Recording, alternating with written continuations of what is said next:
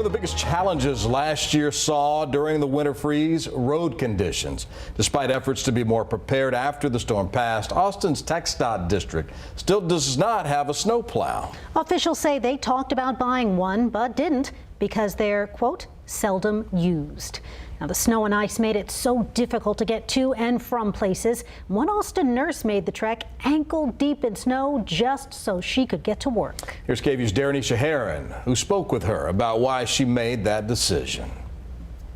Nursing can be unpredictable. I started in 2020, in May of 2020. The year when the word unprecedented became the norm. It was pretty chaotic. Everyone does what they have to do just to keep everything running. One foot in front of the other. Brooke Wilson is walking in her passion, delivering babies at St. David's Women's Center of Texas.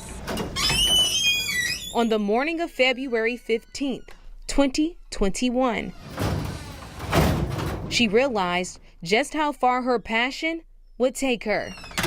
Here's a look at how much snow it officially brought at Camp Mabry. 6.4 inches of snow. That means we saw the most snow that we have seen since 1949. That's 72 years. The snow doesn't stop babies from being born. They just keep coming. With roads covered with ice and snow. I just kind of put on my shoes, and I had an old jacket that had duct tape on it. Wilson made the 2-mile trek to work on what's typically a busy Palmer Lane. It was dead silent, so it was a little bit eerie. It's like my shoes got soaking wet, and then the snow was up past my ankles, so it ended up just, my pants were pretty much wet from the knee down. I was like, I just gotta keep going.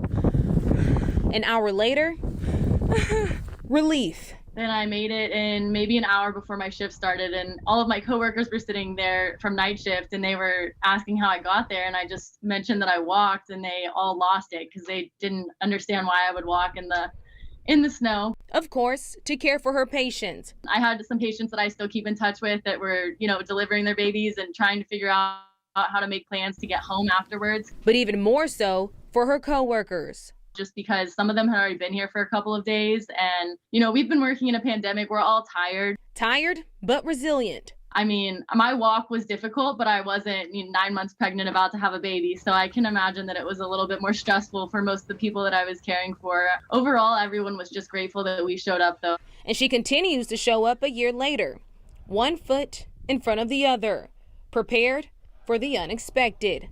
In Austin, I'm Shaharan.